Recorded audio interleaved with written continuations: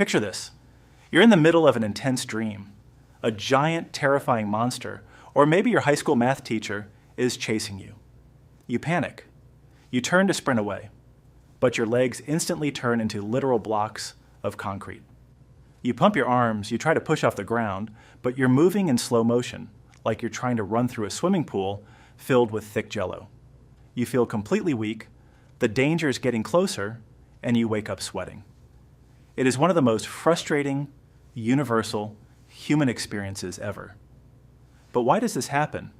Is your brain just an absolute troll, or is there a weird design flaw in human sleep? Well, it turns out your brain is actually protecting you from yourself.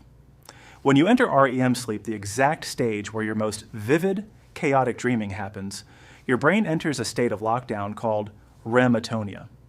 Basically, your brain sends a chemical signal down your spine to temporarily paralyze your voluntary muscles. Think of it like a master switch that pulls the plug on your body's movement controls. Why does it do this? Because if it didn't, every time you kicked a soccer ball, fought a dragon, or sprinted away from a monster in your dream, your physical body would act it out. You'd be violently kicking your bedroom wall, punching your pillows, or sprinting full speed out of your bed and into a closet. Your brain literally paralyzes you so you don't break your own toes. But here is exactly where that agonizing slow motion glitch happens. When you try to run in a dream, your brain's motor cortex sends the command, legs, move right now. In real life, your legs move and they send a message back to your brain saying, got it, boss, we are moving.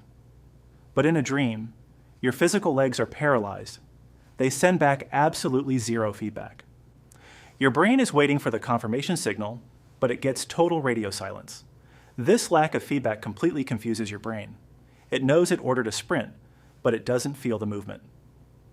To make sense of this massive data glitch, your dreaming mind translates the experience into that heavy, weak, slow motion struggle. So the next time you fail a dream marathon and get caught by a monster, don't be mad at your legs. Thank your brain for keeping you safely tucked in bed. What's the weirdest dream glitch you've ever experienced? Drop it in the comments below and hit that subscribe button for more chaotic breakdowns of how your brain works. See ya.